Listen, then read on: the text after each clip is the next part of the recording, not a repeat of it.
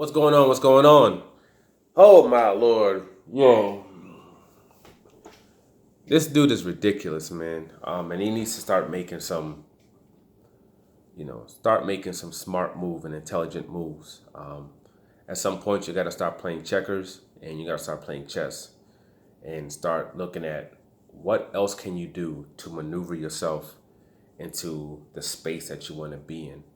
Um, what I'm talking about is Demetrius Andres. And I mean, the embarrassment that he kind of made of himself when he went to the Canelo fight.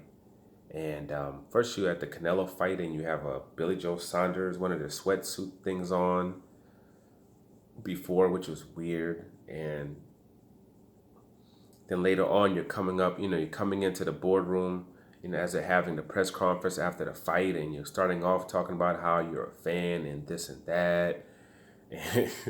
And Canelo's just sunning you like, yeah, I know you're a fan. Yeah, I know you're a fan. And you're going back and forth with him trying to, quote, get a fight, and he's just brushing you off and telling you to get the F out of there. And then, he starts talking about your father. So you go, oh, don't talk about my father when I see you with son. And he's just, oh, yeah, yeah, yeah. When you see me outside, he's just like playing you like you're a complete joke. And it's like, damn. It's like, what are you doing? What are you doing? And then your promoter is shushing you away and getting security to come and escort you and your father out. This is the guy that you just re-signed to. This is the guy that you just re-signed to. This is the guy that couldn't get you that you had everybody. He has everybody signed to him, and he couldn't get you any of the fights. He couldn't get you. I'll get the Saunders fight redone. He couldn't get you Smith. He couldn't get you Canelo. He can't get you Gennady Golovkin. He couldn't get you. He can't get you anything. He can't get you absolutely anything. Yet you still decided to re-sign with him. If you wanted to have done a unification, let's say with a Charlo, you could have looked at maybe doing a deal with Showtime instead. You could have looked at doing a deal with Al Heyman. Since this route isn't working out for you. But then you sign with him, and then you're talking Canelo, and then you're trying to somehow force a Charlo fight, talking about, oh, well, your promoter's talking about, oh, you'd be willing to go over there, for the same price as they paid Derevyanchenko or whatever. And it's like Showtime's like, F you. We're not paying you no money. You know what I'm saying? We're not vesting you in any way. And I don't blame them. Some people are like, oh, they don't want to put up the money. Why should they? You had a bout set up. They had a bout set up with Jermell Charlo. They had a multi-fight deal set up for Demetrius Andres. At that particular time when you had both Charlo brothers and you had Alvarez and you had Lara, and they all were training in the same facility.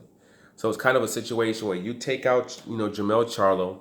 The big brother's gonna want some beef, so you're gonna take on Jamal Charlo. Then after that, Lara, the older brother, the big brother's gonna want that smoke. You gotta take on him.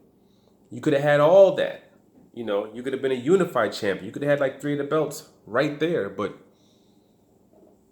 you decided to sign with some weird thing with Rock Nation that ended up falling apart, and you had to end up doing an extension with the promoter that you were with, so they didn't sue the crap out of you for breach of contract.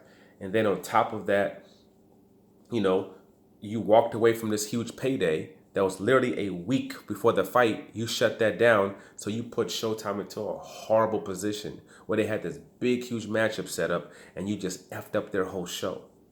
Completely effed up their whole show. And after that, after a while, 2 years you've been sitting on the sidelines, promoters not even putting you out there.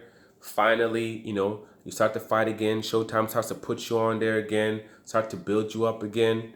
And then they offer you a deal, a multi-fight deal, where you would have also been able to face Charlo. And then what do? You say no to that, and you decide to sign to Eddie Hearn in the zone. And then you're in a space where you could have, Canelo had 3 of the belts, supposedly wanted for undisputed. That would have been the perfect time to have stepped up to him and gone up to his fight and been like, yo, we need to do undisputed. Put your hands on him, smack him in his head, like totally disrespect him in a way where it's like, yo, you gotta fight him, you know, crash him to the ground, just go up, pull the chair out from underneath him, you know, smush him down onto the ground. Where people gotta pull you off of him, where he looks bad, where he needs to, you know, fight for his honor type of thing. Put him into that type of space. That would have made sense. We smack him in his face. Well, I'm talking about some grimy stuff in front of everybody, in front of the cameras, everything, where he would have had no choice but to fight you. Then I could understand if you did something like that. Or even when you were, you know, maybe even when you were at 154 pounds and you're one of the main champions, pulling up and doing something crazy like that. Then I could, you know, then that would make sense. But to come out there in the way that you did, it was just bad. It was just bad. But that aside, I mean, there are things that he can do right now. And one of the main things that he can do right now is he's a WBO champion.